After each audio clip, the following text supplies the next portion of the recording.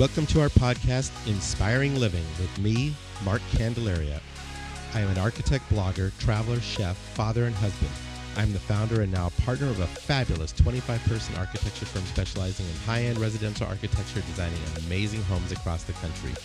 We have hosted tours to Italy, Spain, and now Napa over the last 20 years, and in the course of all this, I have met a lot of interesting people who truly inspire me.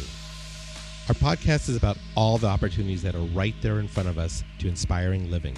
Yes, we will talk about architecture and design, but every week we will venture into all sorts of topics that will inspire you, teach you, and motivate you to inspire living every day. My guests will include a wide gamut of amazing people, from those in the design industry to clients to real estate professionals, chefs, artists, sports figures, and philanthropists, and people who just flat out get it. Sit back and enjoy, and let's have some fun exploring all the opportunities that are there just waiting for us. Please subscribe and get ready to be inspired every week. Okay, as my dad says, here we go. Because Inspiring Living is all about the people and the organizations that inspire us, we are excited to have Monogram Appliances as one of our sponsors. Anytime we do a new kitchen or a kitchen remodel, Monogram Appliances are what we recommend to our client. Their appliances are the definition of luxury, meticulously detailed using the finest materials and an ownership experience that is second to none.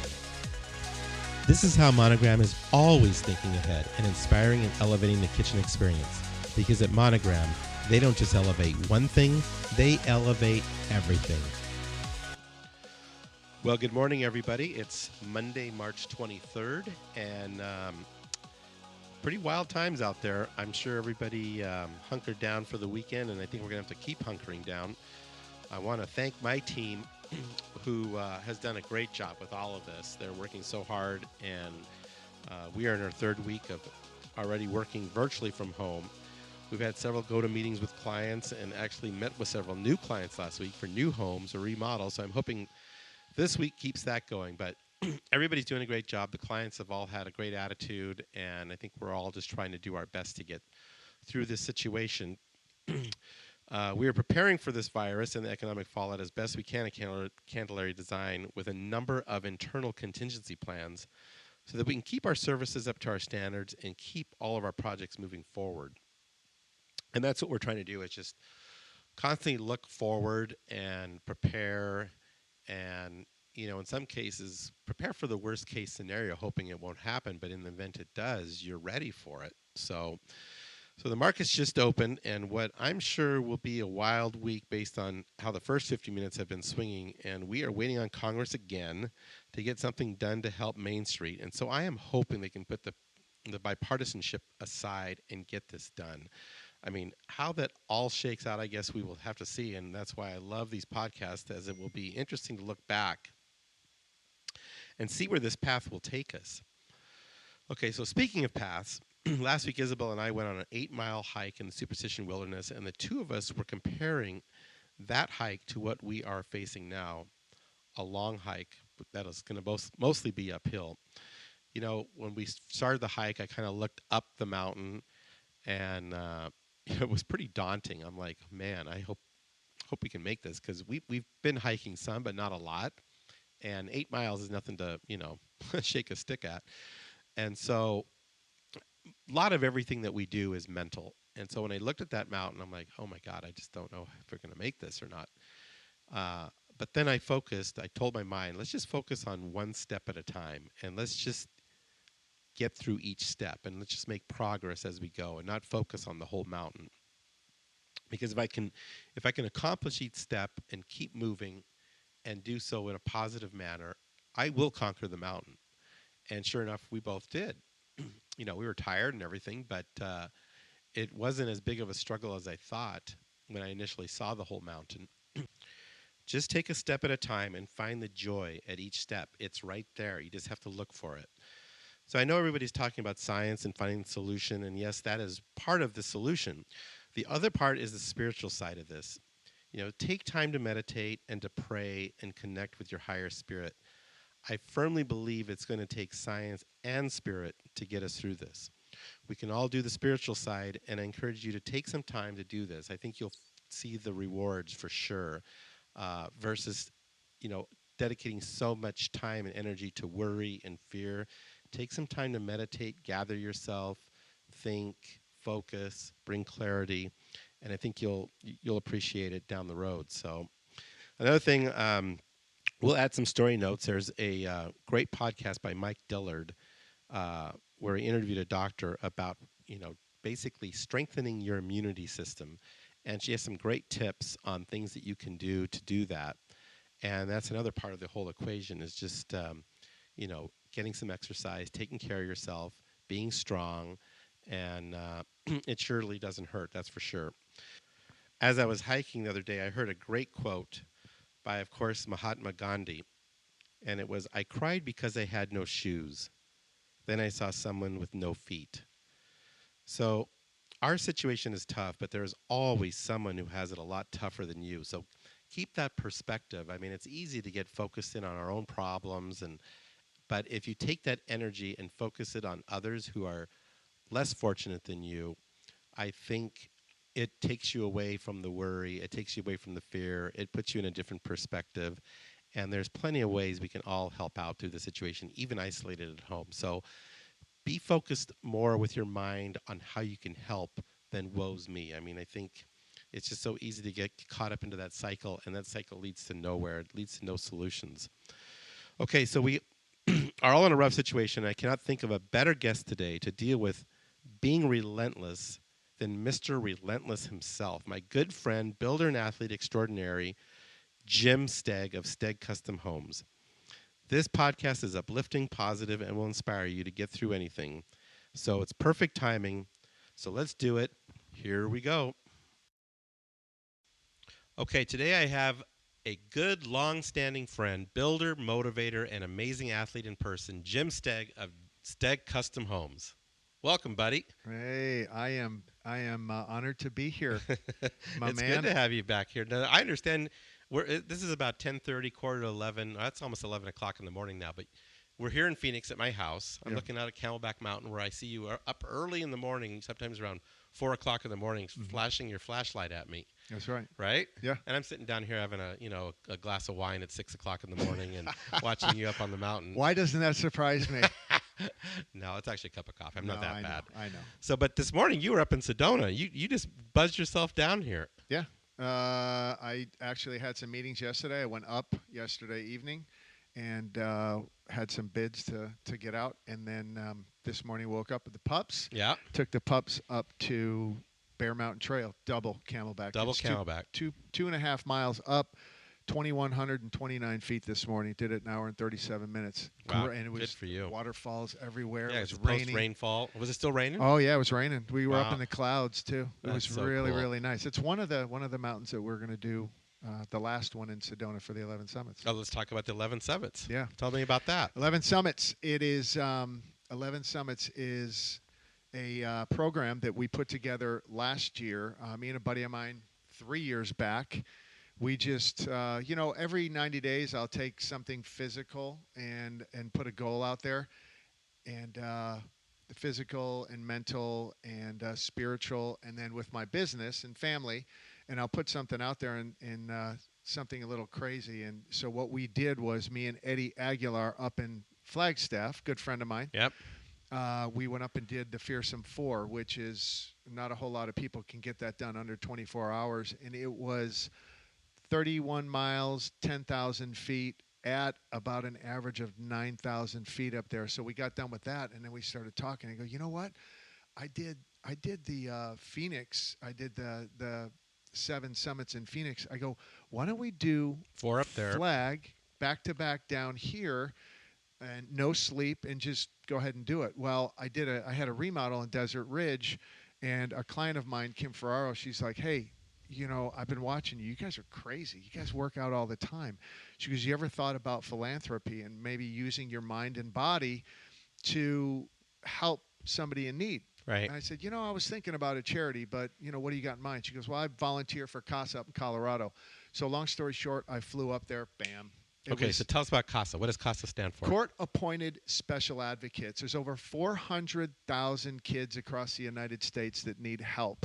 Right. And meaning They're stuck in the court system. Yep. They're abused Yep. mentally, physically, sexually. I mean, it is the stories that I'm hearing about these kids. When you don't come from that and you've had great parents, We're isolated from it. We have, and no one's making anyone aware of this. We just had Darcy Olson from Generation Justice on last week. Yeah. And she's an advocate for these kids in court. Yeah. And she's raising money and raising awareness. And so I think it's just perfect that your podcast follows hers, because it is a big problem, and no one knows about it. It's the more and more the stories that I heard up in Colorado to start this. I was almost to tears. I was really to tears, and I thought, how can adults do this to people? They have to be mentally deranged. Something's got to be wrong, because we were just talking about. Of course, the drugs. It's got to be, Yeah. and it's a 3-year-old child. 3-year-old child the other day was reported, and they did some. It went in and somebody filed a report, and the 3-year-old child had 4 toes cut off, bruises all over their body. I mean, how bad can a 3-year-old child be? Cutting their toes off. So it makes me really, really angry, and I want to do as much as I possibly can to, number one, raise money and awareness for these kids, and number two, hold these parents accountable. So long story short, I said, you know what, I'm in. Here's what I'm thinking. We need to put all this stuff together. Yep. We got to have a website. We got to have videos. We got to have videographer. Yeah, get people excited about it. And we did it in a very short amount of time last year. We got 16. I reached out to 16 of my fittest athletes that I know that are connected, that have a good circle of influence. Yep. And I said, hey, I'm going to do this. But here's the deal. This is not a party. We're not going to come out here and just go ahead and hang out and do a little hike. Get a good workout. Right. Yeah, and eat some food. Right. Your responsibility, number one, you're going to have to get uncomfortable mentally, and then you're going to have to get uncomfortable physically. Mentally is asking for money. Right. People have, including myself, I mean, I feel a little uncomfortable when I reach out to people and it's ask, hard. ask for money. I have the same problem. And you know how many charities I'm involved in. Oh, yeah. And it's one of my hardest things to do is ask people for money. So I just try to get involved and try to inspire people to want to give. Yeah. But yeah, I'm not good at that either. But it's part of what you have to do. Yeah, and the mixture of this, I think I've stumbled onto something, because the impact and the power behind this model and what we're doing. We don't spend a whole lot of money. Right. So all of this money, goes. and none of it goes into my account. Yeah. It goes directly to CASA. Yeah. So I see nothing. There's nothing that I'm gaining from this except for giving back to children, right, to try to make a difference in the world, to get these kids out of these crazy situations. But I got 16 of my fittest athletes who are connected. Last year, I went back to my notes and I looked, and in 7 weeks, we raised just under $100,000. We ran 3 mountains in Flag, 1 in Sedona, and then 7 in Phoenix, and it came to 53.4 miles, 17,000 feet. We did it in 42 hours. It was tough. Yeah. Well, if you're saying it's tough, it is really tough. It was tough. It kind of had the feeling of Kokoro, which is that Navy SEAL training I did in 2016. That. Yeah. But you have to deal with sleep deprivation, hunger. I mean, every mountain, we have 2 pit crew girls, and after every mountain, you have your replenished food, your recovery food, your recovery drinks. So this year, I got 35 hikers. So now it's becoming a logistical thing, too, then, with 35 people. Yes, and I've told you a little bit ago about what my vision is and how this is really going to be successful. It can be tough because I have to hold these people accountable, and with your job, you got raising a family, you do other things. So I'm nipping at everybody and just trying to make sure and keep them motivated and to raise. And we have tracking forms, for how many miles that we're running. But we got 35 people We have 35 hikers, 2 pit crew girls. We'll have 2 videographers full-time to catch all behind-the-scenes stuff. Mm-hmm. And we should have Rachel Cole with Channel 12 with us the whole time. Cool. So and we're going to do the 4 mountains up north. They're going to be in Sedona because it's so picturesque So when and is so this? beautiful. It is May 2nd and May 3rd. 2nd, okay. We go up on April 30th to acclimate to the elevation, and people acclimate to themselves because Right. 60% of the hikers are brand new. So are they training on those particular peaks right now just to get a sense of Some what of they're them, in? some of them 'Cause are. I know a lot of it is mental. I know when I hike, if I've hiked that trail before, I have a mental visual feeling of how I need to do it. And if I'm hiking the first time on something, I don't have that advantage, and to me it's a lot more difficult. You're right. You're right. And we have a tracking form. Everybody's on Strava. So like this morning, my stuff went to the Strava page. We have Jeff Rifkin, who is one of our main athletes. And he posts this every Sunday. Oh, so you it can shows kinda the see how everybody's miles. doing. So I'm like, you got a guy down there with 1 mile last week. Say, hey, You better get after it. it's not an option for you not to finish these mountains because there's something about, number one, getting uncomfortable mentally asking for money. And then when Right. you achieve that goal and you raise last year was 2,500, this year is 5,000, so they have to work even harder. So I have a list of people right now that's showing me, I got a couple that are 0 right now, and I'm calling them, hey, it's going to suck for you to write a $5,000 check. Yeah. When you don't really have to. Right. You just got to go out and talk. So- People can't pay you if they don't know you. Yeah, so as a donor, is the deal like I don't have to pay you if you don't do the 11 summits? No, okay. we haven't really got into that yet.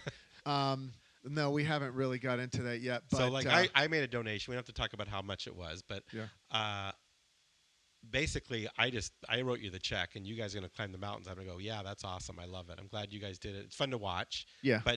But my donation has nothing to do with how many mountains you get done that day. No, we didn't structure it that way. Yeah, okay. Because the individuals coming in, they have to be interviewed. Yeah. We don't just allow anybody to come in. I turned away, I think, about 15 people. Yeah, because there's 2 components to this. There's the athletic side and There's there's the fundraising side. Fundraising side, because if you can't get money, we have a lot Right. of The fundraising side is probably more important than the athletic side. It is. Right. It really is. But you mix those 2 together. Number one, you make your goal on the mental side of it, the fundraising side Right. of it, and that makes you feel good. Then Right. you have to go and you have to do all these mountains back to back. Right. And that's not easy. Right. So you see a lot of emotional highs and lows Yeah. because people are getting angry Yeah. because they're hungry, they're tired, their legs are done. There's a lot to this. When you're successful with that and you build a bond with individuals, you build a bond with people, Yep. going to a dark place. Number one, you feel really good about yourself because you know what? I raised that $5,000. I'm proud of myself because I never really like asking for money. Mm-hmm. And then all of a sudden you go and you're able to, you can do so much more with a group of people than on your own. When you're doing it collectively. Absolutely. Yeah, and there's more just power. to interrupt you, I mean, we're sitting here in the kind of the midst of this corona wave, right? Yeah. And when we publish this podcast, we have no idea where things will be 2 weeks from now. But it's the same thing. And what I'm trying to tell people is, now's the time when we all need to pull together and not be Democrats or Republicans. We are freaking Americans. Absolutely. Right? Absolutely. And this is a deal where we just need to all pull together. And it's what you must go through on this 11 Summits thing. This time, we have to work as a team. There is something about a group of individuals that get together with a common purpose, Common cause. Yep. and that experience physical and emotional pain. Right. We are going to do that to try to help these kids so these kids don't experience that. Right. And there's something that really takes place. I have a video that we did a recap from last year, and there's we have about 6 hikers from last year that they were in a bad place in their life. And they said, hey, can I be part of this? I said, well, you have a responsibility. You have to raise a certain amount of money, and you have to train. Right. And I said, that's not an option. And they said, I'm in. I'm all in. I will do the work. And when at the end, I cried like a baby when it was all over, because you build and build and build so much momentum. Yeah. And then it's over. Yeah. It's like after the Ironman. Yeah.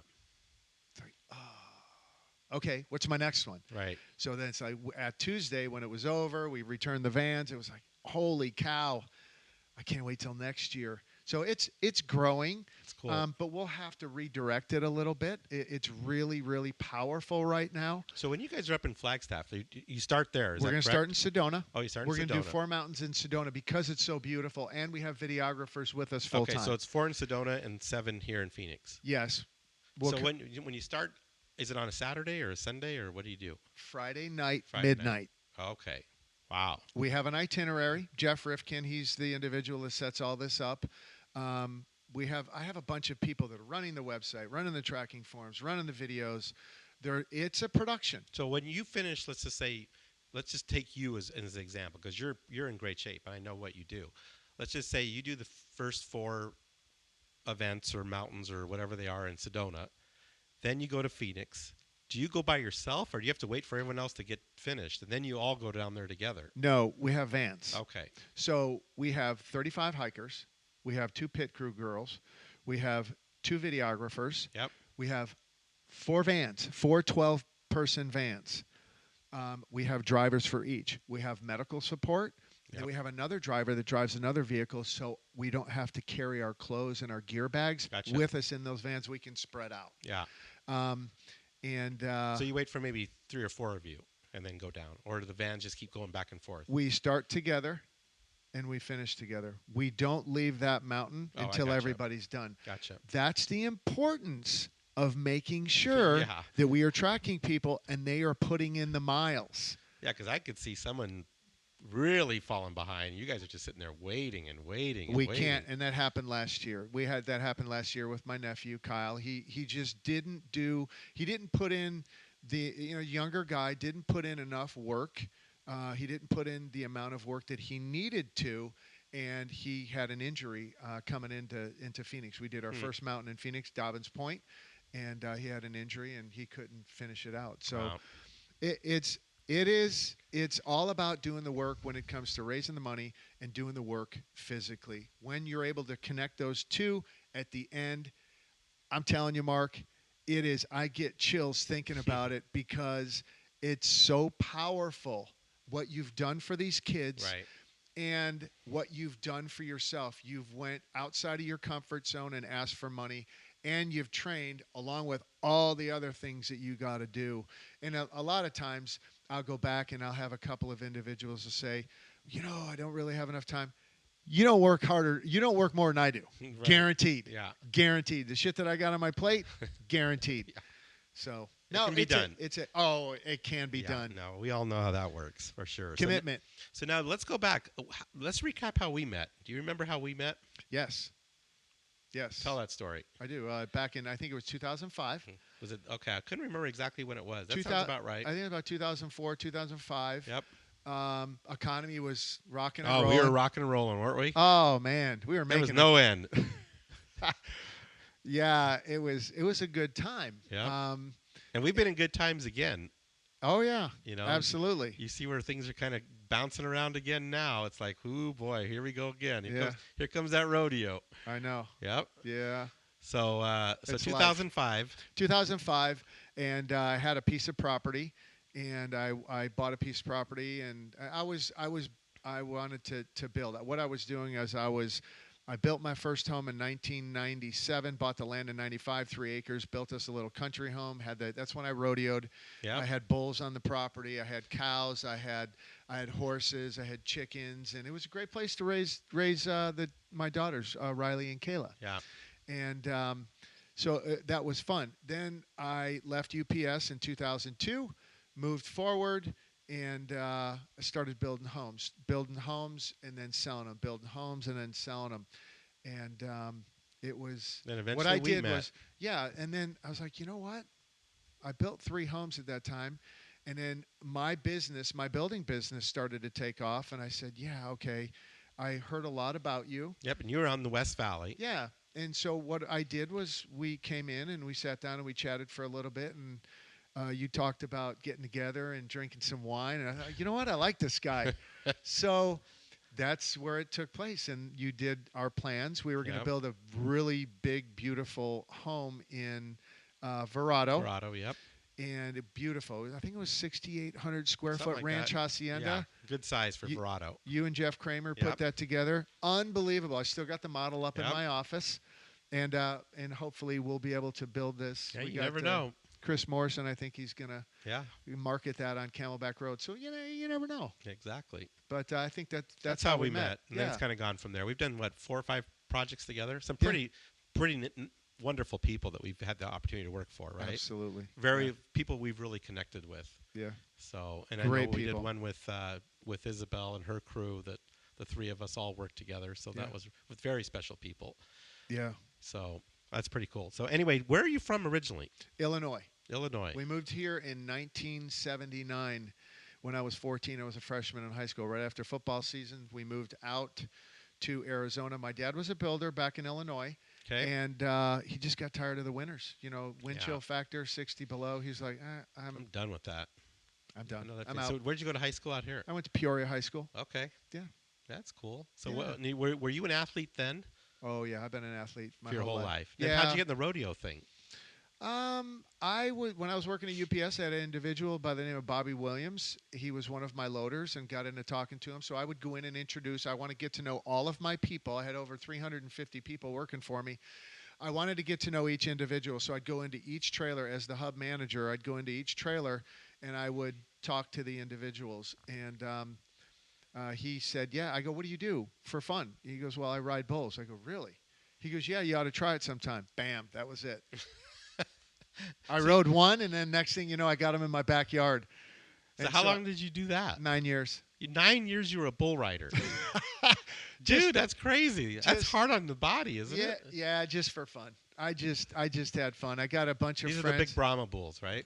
Oh, yeah. Yeah, I had one bull that I got on called Dr. J in Gallup, New Mexico, Red Rock State Park. He was 2,350 pounds. Wow. And his back was, usually when you sit in the gate, your hand on the top rail would be up here.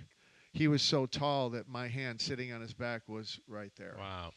And, I lasted about 3 seconds on him. He yard darted me into the arena, and that was it. So just bull riding. Didn't do any of the other events like No. bronc busting or roping or any of that stuff. No. I had a couple of horses that were green broke, which means that they're not fully trained, and I had to ride them. They would buck me off. And right. So how'd you go from UPS to building? Just did it. You just decided you wanted to start building. I got into it in got a lot. I got into it in 97, where I hired a guy to help me build our home on the 3 acres, and I thought, I kind of like this. Yeah. There's something here. Yeah. So here we are. Went from the Brahma bull bug to the builder bug. Yeah. Okay. Yeah, and I was after I rode bulls, I jumped on my bike, and I actually did biathlons when I was in my 20s. Yeah, how did you get in the whole Ironman thing?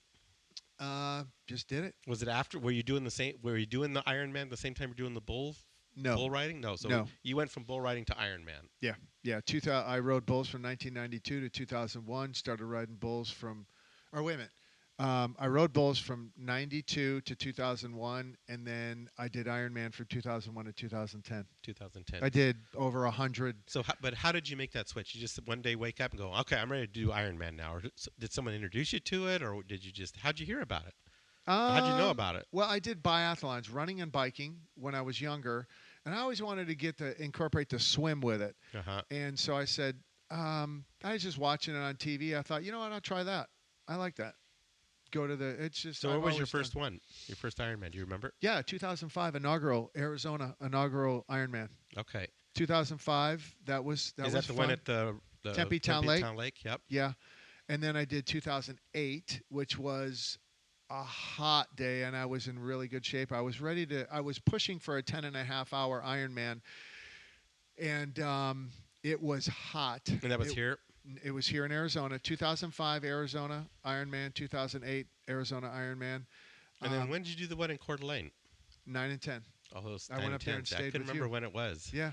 So it's kind of the tail end of my Coeur d'Alene years. But that was beautiful, place. wasn't it? Well, didn't we have fun? I mean, man, you do the Ironman, then I'm feeding you with pasta. It was I will never forget 2009 and 2010 because that was they don't do the full Ironman in Coeur d'Alene anymore, just half Ironman. Really? I don't know why. It's that place is beautiful. Yeah. That was amazing watching you do that whole thing that day. It was so cool. Yeah, that was. I got video and stuff. Maybe I'll have to dig up some of the video of that because I've got some of you jumping in the lake, and I mean, it's not just you. It's what? How many people? 20. About I think at that race it was 21 or 2,200. Yeah, jumping in the lake at the same time. All at the same time. Yeah, it's insane. That second year I was really pushing it. Second year 2010. I got in the middle of the pack out front with the swimmers, and they were climbing over me. I started to have a panic attack. I was like, I got to get to the outside. You, right? Yeah, they were a lot faster than me. I was like, I got to get out of the way. That's crazy. So fitness is a big deal for you, right?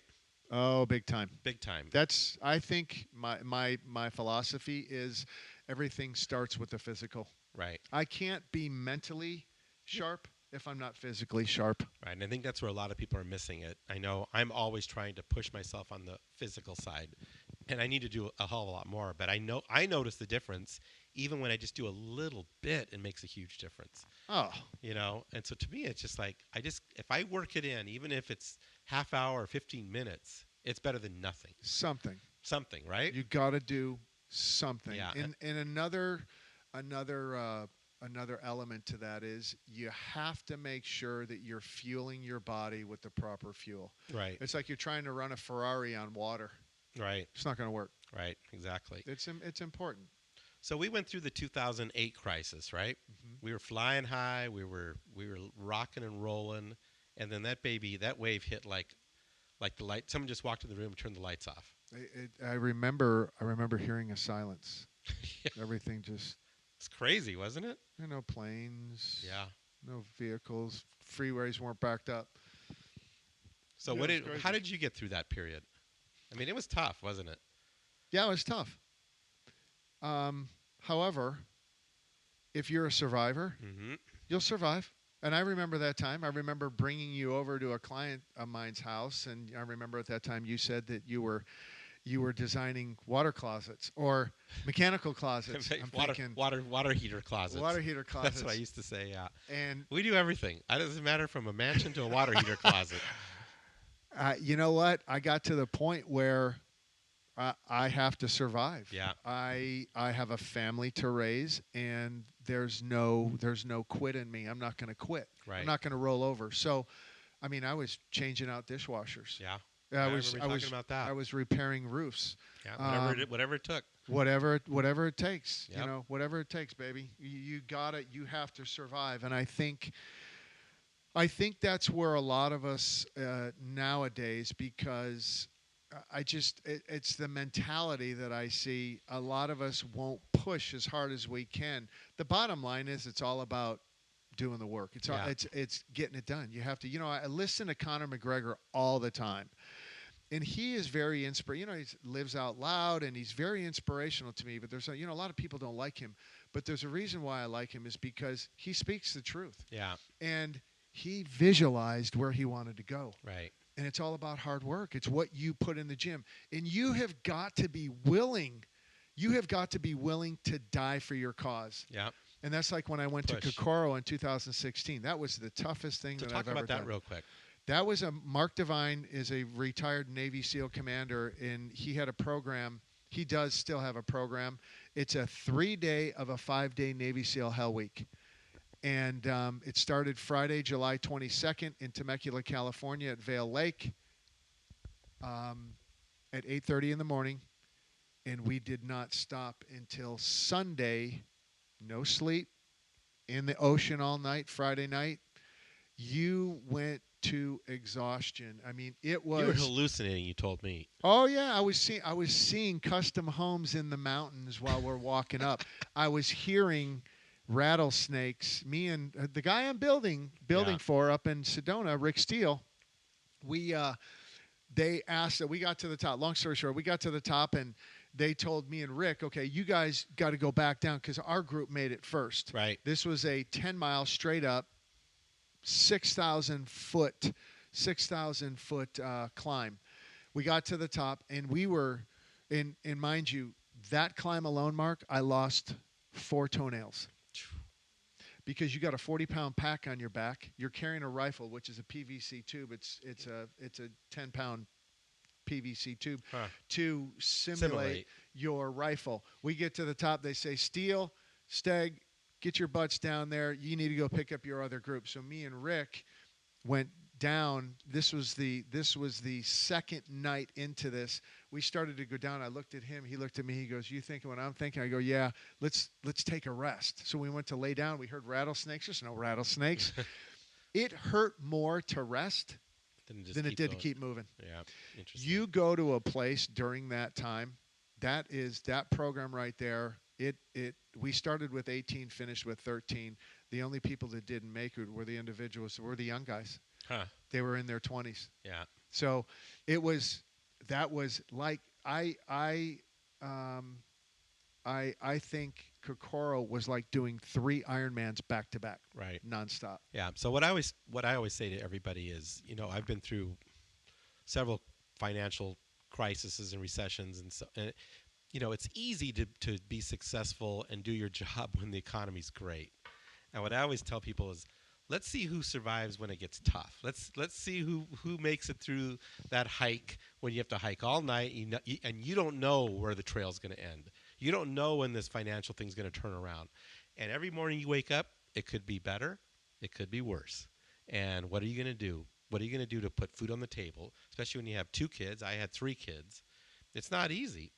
And so, I love it when everyone says, oh, this, that. Well, when things are good, it's like, what are you bitching about now? You don't realize how good you have it, But I actually kind of love when these tough times come, because then I can really sort out my herd and see who can I be with in the foxhole when the Germans are firing bullets over our heads. You bring up a very good point, and this is a quote that I've loved for years, and it's true. In good times, your personality shows, and in tough times, your character shows. Yeah. And I'm doing that right now. Yep. I'm doing that right now, watching. Oh, yeah. This is a good time. I'm watching when it's easy. And this is 11 Summits because I'm watching all of the people who were interviewed, who came in and committed. I'm in 100%. I'm ready to rock and roll. Pretty elite athletes.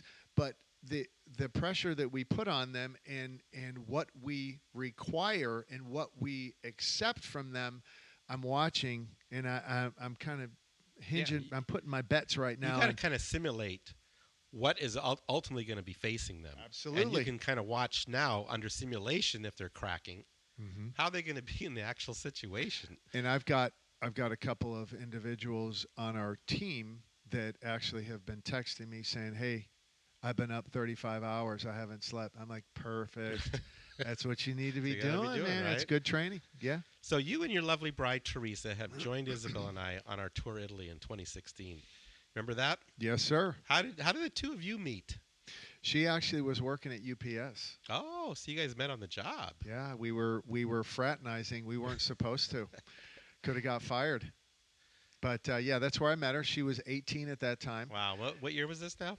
I think it was 1988 is when I first met her. We dated all the way from 88 all the way to 93. We got married in 93. Okay. So we've been together for quite some time. Quite some time. Yeah, actually been together for about 32, 33 years. Yeah. And it's not always a smooth road either. I mean, it's like the 11 Summits, right? Absolutely. I'm... No, think about it. I mean, it's true, right? It's a great analogy. Yeah. Yeah, you run into tough jump in, times. you say, oh, sign me up. I'm going to raise funds. I'm ready to do this 11 Summits. Let's do it. Yeah, your personality shows in the good times. Yeah. You haven't been dealt with. About that 4th mountain, man, it's like, holy crap, what did I sign myself up for? This is tough. Yep. Right? Yep. So tell us about that. I know you guys had some you had to get through some tough stuff. I think all of us do, Mark. Yeah, we all do. I think all of us have tough times in our marriage, and we still do have tough times, and I'm a firm believer. I'm a firm believer of, there's a lot of talk out there that, well, if the man changes, everything will be good. I disagree 100% with that. You both have to be involved. You both have to put into the You marriage. both have to do the work. Just because I may change, I identified a lot of things with myself in the past where I thought, okay, if I change these, everything's going to be good. That's not how it works. Yeah. There's a lot of programs out there that will, the man needs to change, the man needs to do this, the man needs to do that. I totally disagree. I'm 100% on it has to be equal on both sides. You both have to give and take. You both have to understand. And I'm a firm believer that you both have to operate. You have to be each other's best advocate. Yeah. If you're not, if you don't stand behind that individual 100%, may it be the wife, may it be Right. the husband, The support. it won't work. Yeah, no, and unfortunately for me, I've been married 3 times, but each time I've seen a different perspective of everything you're just talking about, and now I see exactly what you're talking about because now I'm with someone that we support each other, we help each other, we're constantly dealing with change. I mean, life comes. Isabel had cancer. I mean, there's things that are going to come across your life that's going to force you to react and deal with the situation. You can't just go about your business as if nothing's happening. Things happen. Shit happens, as they say. And it's going to have an effect on your life. And you either can grow together and fight through it and work together, or you're going to grow apart. Yeah. It's very easy. It's very easy to do that. It's easy to give up. Apart. It's easy to give up on the 4th mountain, right? Yeah. And that's just it, right? Yeah. You got to push through. Yeah. And it's not easy, So I totally agree. But, I mean, we love Teresa. We had so much fun with you guys on that trip. Oh man, right? That trip was. And we just had a reunion. About a month ago with Yeah. our group from 2016. Yeah. And in that time, what was really interesting, we had that trip in 2016, and following that trip, Isabel was diagnosed with breast cancer. Becky Stockett has had her challenges with cancer and lymphoma. Walter, who was on our trip, he had a heart situation. Yeah. And you had a heart situation. Tell us about that. Mr. Fitness. How does this happen? How does that happen? Right. So tell us what happened. So we did the 11 summits. I'm training for this, and back in that was 2000. This is 2020. That was 2019. Back in say January, February of 2019, I'm out running. I run a lot, Dreamy Draw, do a lot of Camelback, and I called a buddy of mine and said, "Hey, I'm feeling short of breath." And he goes, "Well, we had a 2018, the winter of 2018, we had a very wet winter." And how we looking on time? We okay? We're good. Oh yeah, we're okay. real good. It was a wet winter, so everything was blooming. And he goes, "Well, do you have allergies?" And I go, "No, not really. My immune system, I had allergies back when I was 18." And he goes, "Well, come on in, let's take a look." And he goes, "Yeah, you sound good. But I have a feeling it might be allergies." So he gave me some medication. Started taking it. Called him back a month later and said, "Hey, David Boyd, who's and this is very interesting, and I'll tell you a little bit later about David Boyd, which actually he started a business now because of my heart attack to see the inside of your body. But what happened was I went back and I said, it took the edge off, but I still feel short of breath. Right. So we didn't think anything of it. It'll go away, no big deal. So I train, we do the 11 summits. We go for 2 days, no sleep, and we, that was tough. Yeah. A month to the day later, we finished on May 5th. June 5th, I'm working out in my garage, me and Kyle. And I don't do a whole lot of weight. I do a lot of functional movement stuff, flipping tires, swinging sledgehammers, bench press, just crazy stuff, throwing medicine balls and jump rope. And we did this one exercise out of 7, and it was bench press, but it was only the bar. But each set, we had to do 100 reps. So then we had 6 other things we had to do. So I did 400 reps on my chest, and about rep number 75, that bar gets heavy. Yeah. So you're under stress. So I'm bouncing it off my chest, like I'm using my chest as a fulcrum, bam, or a springboard. So when I was done, I went, oh man, that hurts. Maybe I cracked my sternum. And then all of a sudden, my armpit started to hurt, and then my jaw started to hurt. That's a bad sign. And then my teeth. And then my jaw. My mouth started to water. And then I had this anxiety, like somebody was watching me. Huh. And so I told Teresa, I said, hey, I've got some issues here. I think I'm having a heart attack. She goes, what do you feel? What are your symptoms? So she started looking it up on the phone, and I laid down. She goes, well, why don't you go see if you can relax for a little while? So I went into the house. Absolutely not. I said, take me in. I get into the hospital, and it was a chore to get from the car to the emergency room. Went to St. Joe's, and we were at 12th Street in Glendale. Yeah. So it wasn't that far. Right. So I reacted quick, and I know my body. Something was up. Yeah. That's good that you listened to yourself. I was like, I'm going in because it hurt. Yeah. So anyways, I went in there. I peeked my head in, and I said, hey, I think I'm having a heart attack. And they had me in a wheelchair in like 3 seconds. Got me in, put me on EKG. EKG said it was fine, no big deal. They were going to let me go home. And then he said, well, we're going to take your blood.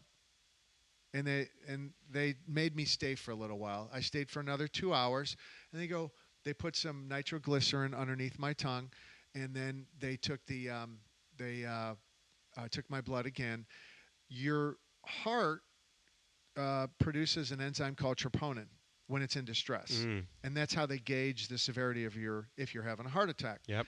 Well, they could see it in your blood. And but it's a delay. It's a 2-hour delay. Oh, okay. So they were going to let me go home about an hour, and then 2 hours go by. Like, nah, we'll keep you. How you feel? I'm still hurting. I just want to know what's going on. 2 hours later, they took my blood, and they went, how do you feel now? And I go, same. And I go, we're going to keep you. 2 hours after that, into the cath lab. You got to get in there. Something's going on. Your troponin level is sky high. Wow. So they took me in. They gave me they call it a margarita on the rocks, kind of knocked me out a little bit. I woke up in 20 minutes. They go, check this out. They showed me my left side of my heart was slowly reaching over to the right side, and then they showed me the right side. The blood went up. Bam, it stopped. And then they go, watch this now. They put in a stent, and it went right through. And they said, yeah, we had to put a stent in your heart. So a couple weeks after that, I sit down and talk with my primary care, David Boyd, and he said, did you read your labs? I go, yeah, it's French to me. I don't know what I'm looking at. Right. He goes, you know what troponin is? I go, no. He goes, well, that's an enzyme that your heart gives off. And he said, a very severe level is like level 8. He said, dude, you were at 15. Oh, shit.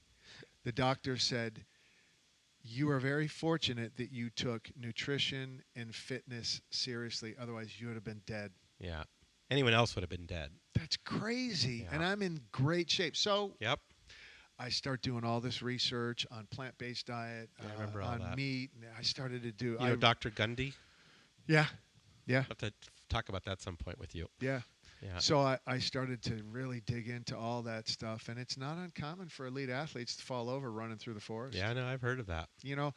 So David Boyd started to put a program together years ago, but it never really came to fruition. He's got it now. I'm his main case study. If you go to blindspotmedical.com, he brings people in. Because we go our whole lives knowing how we look on the outside, but we don't know what's going on inside. So I went through that. I got an MRI, CT scan. They did my brain, my lungs, my heart, Yep.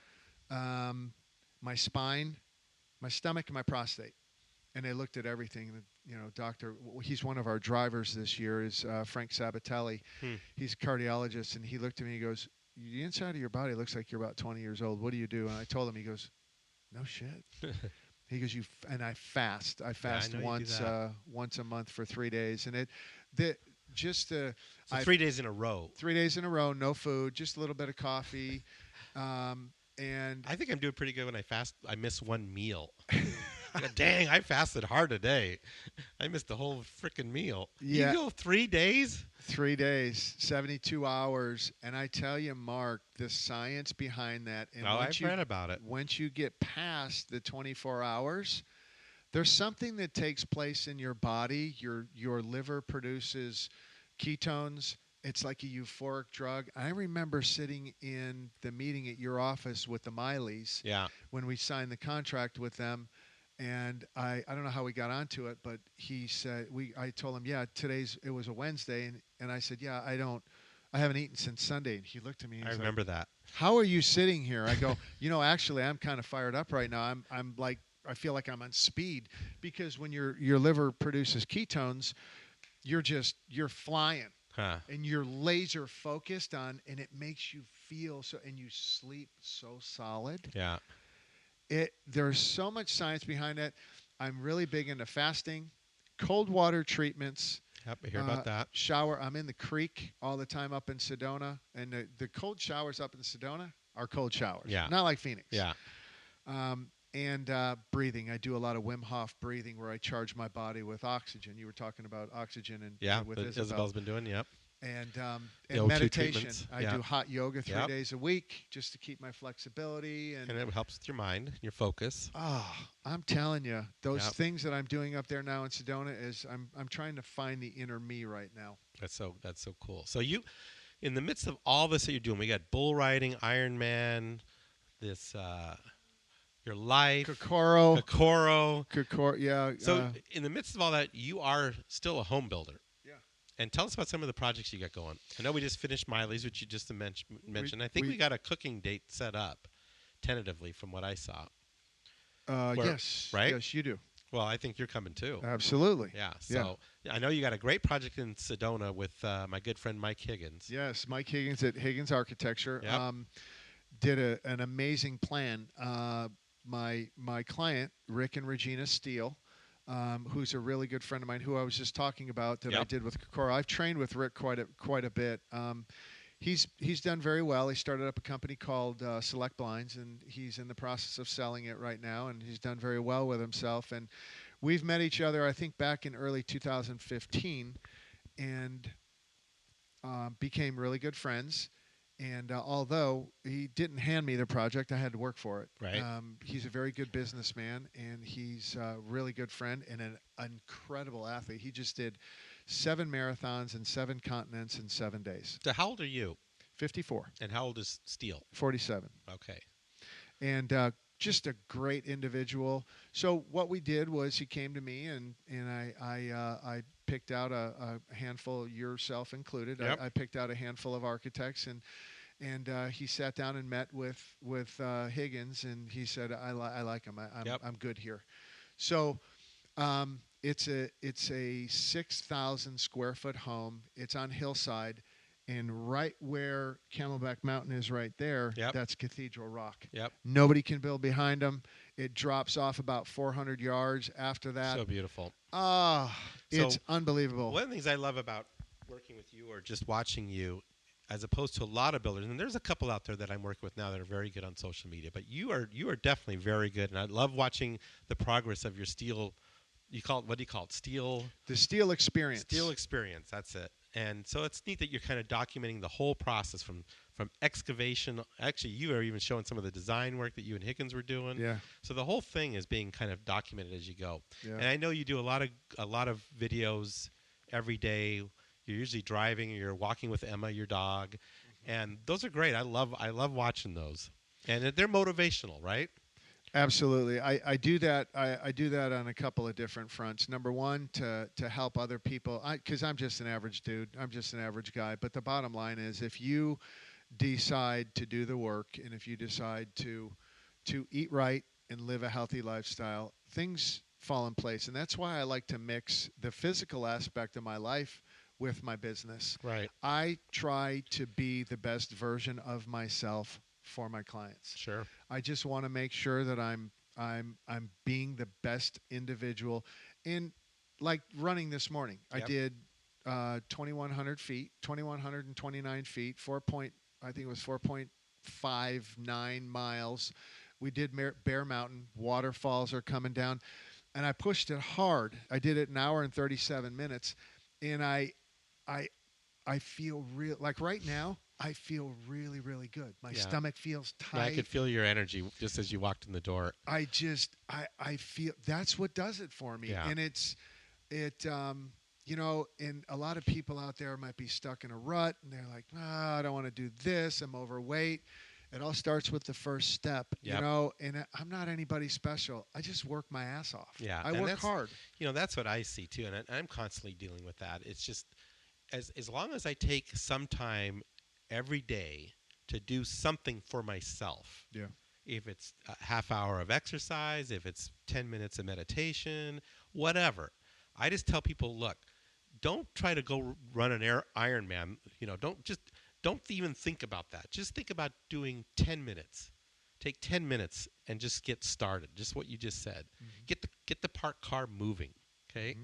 You're not going to be able to do a journey with a parked car, but even if you just drive around the block, it's better than just sitting in a parked car, right? Too many people want to go out and they think that they have to, like you said, I'm going to do an Ironman tomorrow. Yeah. You can't do that. It's very depressing because you'll realize that you can't get off, just like 11 Summits, you can't get off the couch and do 11 Summits. You got to eat that elephant one bite at a time. Yeah. And, you know, there were 4 things that I learned that I apply in my daily life from Kokoro. And the first one is micro goals. Right. Micro goals are so important. I totally agree with you. You have to, okay, I need to make it around this corner. Right. All right. Oh, shit, I got another corner. All right, I'll make it around that corner. Right. I'm relating to climbing that mountain on Saturday night at Kokoro. Yeah. It was Don't worry brutal. about the whole mountain. Just worry about the next step. Yeah, just okay. And then after that, make it to sunrise. Yeah. All right, make it to breakfast. Right. All right, make it to the next evolution. Yep. Make it to lunch. Okay, make it to. But that applies the to next everything. sunrise. Don't you agree? Everything in life. Whether it's an exercise thing or a marriage or a project or anything in life, everyone's trying to bite off the whole damn thing. Can't. And just focus on what the whole thing is, but just take a bite at a time. That's why a lot of people give up. That's totally why they give up. Yeah, totally they're not seeing results. Nope.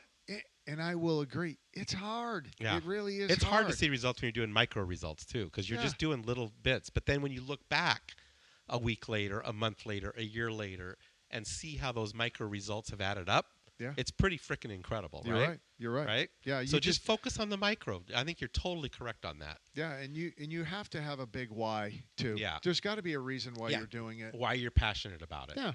So tell us about your book. You wrote a great book that I just absolutely loved. Chopping Wood. Chopping Wood, right? It's a new age mentality of an old world, how to work hard. That's all. That's basically, it's a very simple book. Hard work solves a lot of problems, doesn't it? It does. You know what? And there's a lot of people out there that are afraid of hard work, and that's okay. Yeah. Hard work good luck with overcomes expansion or growth. Yeah, I think hard work can even overcome your shortcomings in your knowledge and experience. Yeah. You just get out there and start doing something. And you're going to learn along the way. I mean, you will. I didn't go to architecture school. You know, I could have sought and went to architecture school for 8 years and learned all that stuff, and I still would have had to do the hard work. Yeah. Okay? I just chose to do the hard work first and learned architecture along the way. But I've learned to apply that same experience to so many things.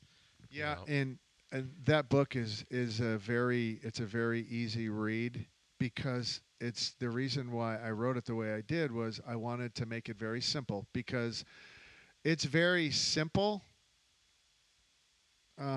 It's very simple to be a better version of yourself. Yeah. An example is that my first jump out of I'm a skydiver. Oh, yes, let's throw that in. I might as well just yeah. I mean, throw some skydiving in, Jim. Why not? Yeah, That, you know what, I thought of that. That was a 90-day goal about 2.5 years ago, and I thought, what is something that's going to really scare the hell out of me? Ultimately, man, I saw a buddy of mine do it. He went on a tandem, and I dug into it, and I said, okay, how fast can I get to the point where I can jump out by myself? Right. That scared the hell out of me. And I was on my 7th jump. You have to go for a tandem first, then you got to go through ground school, and then it's 1 to 24 jumps with or without coaches. And my first time, I think was my 7th jump, my coach looked at me and said, go ahead and go on up. I said, what? He said, oh, it's your time you can go on up. By yourself. So I get in, and they go, what are you doing today? Because you have to tell everybody, you know, what you're doing, because there's a sequence of jumping out of the plane. So I said, it's my first time. I'm going out solo. And they go, your first time? I go, yeah, it's my 7th jump. So they said, okay, you get on first. You're last out. I'm thinking, oh, man, dude. I was in tears. I was so scared. But that's what that book's all about. Right. Getting comfortable being uncomfortable. Yeah. Pushing those limits. When you get to that point, and you will experience, people run away from fear. Because really, fear isn't real. It's an emotion. It's how you think. Right. Doesn't exist. When I finally, the pilot was looking at me in his rear view mirror, and he's looking at me going, dude, really? Let's go. And I was just there, and I was frozen, and I was just about to start bawling. I thought, what am I doing? What if? And so I just said, I jumped. And at that point of the ultimate fear, all of a sudden it just, as Release. I'm falling towards the earth at 120 miles an hour on my belly, I'm looking around going, this ain't that bad. Just do what you know how to do to save your life. You know, get stable, pull your chute at 5,000 feet or whatever it is. And I was so scared. It felt like I was going to pass out jumping out of the plane, because I was the last guy on. I thought, well, I can ride the plane down. I just will bail out. I said, no, you're going to do it. I said, okay, here we go. Yep. It was the point of, I was so scared at that high intensity fear that came over me. It was the most, oh God, how can I explain it? It was the most euphoric feeling. After that fear subsided, I felt like I could accomplish anything. Yeah. So let me ask you this. Are you afraid to die? No. You're not afraid to die? Absolutely not. I'm not afraid to die. And I knew when I went into the cath lab, I've always thought about that. I've always thought about, passing away or dying. Right. And right before I went into the cath lab, the doctor came in and told Teresa and told my daughters, there are chances that he won't make it through this, depending upon what we find. Right. And I kind of looked at them, and they looked at me, and little tears were coming out. And I didn't say that to them. Yeah, but you know what you were thinking. As I'm wheeling down the hallway, I said to myself, I'm good. Yeah. If I go, I think I've made an impact on a lot of people. And I've learned over the years that it's not about me. Don't look in, look out. Yeah. If you stop focusing on what you're getting and Right. focus on what you give, Yeah, it makes a big difference. I'm telling you, with this 11 Summits, it changed my life. So at that point, last year, June 5th, I said, if I go, I'm good. I'm good. Yeah. Yeah. I totally agree with you. I mean, it's all about, to me, it's like, I think so many people are worried about what they're going to get or what can I have instead of what can I give, And I think once you change that little switch in your brain and quit worrying about what you don't have and just worry about what you can give with what you do have, the whole picture completely changes.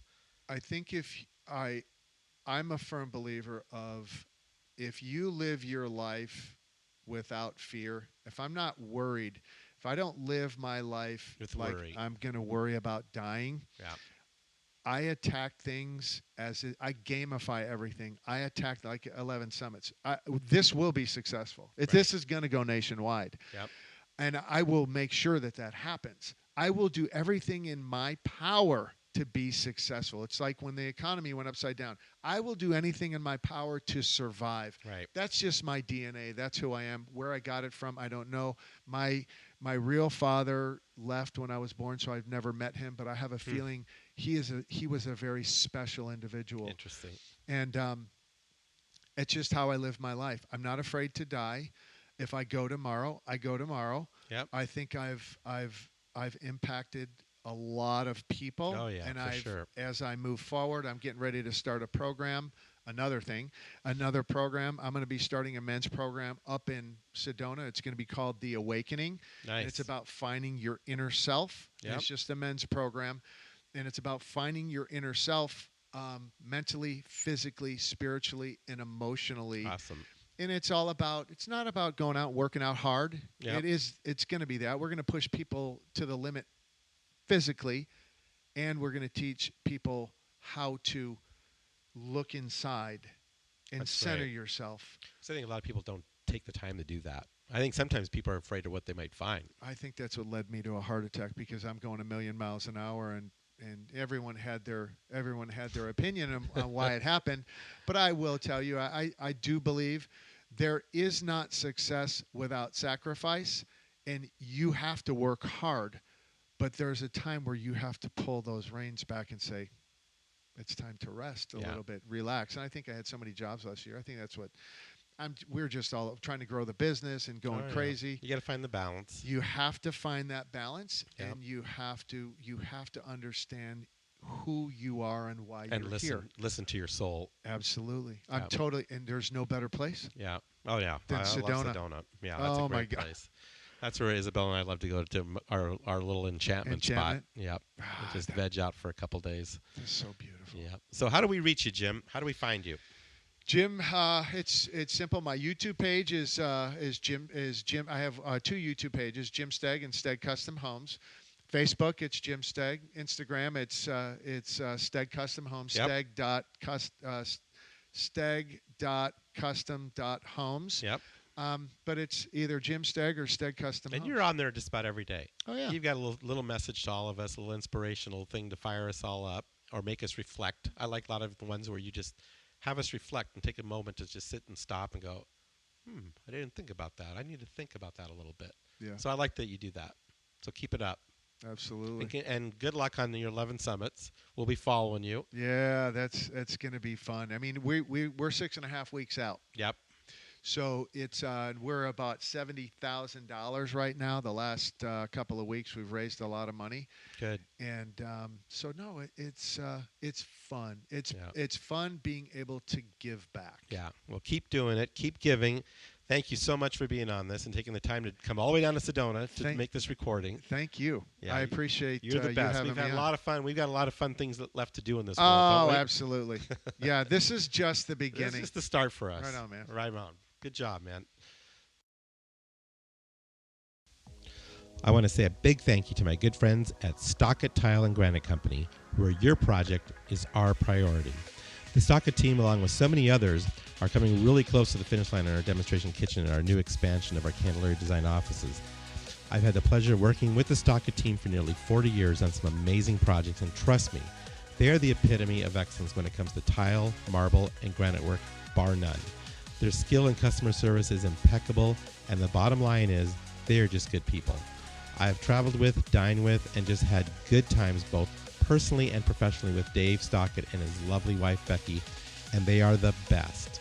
When it comes to your next kitchen, make sure Stockett Tile and Granite is part of your team. Thanks for listening. We hope you enjoyed our podcast.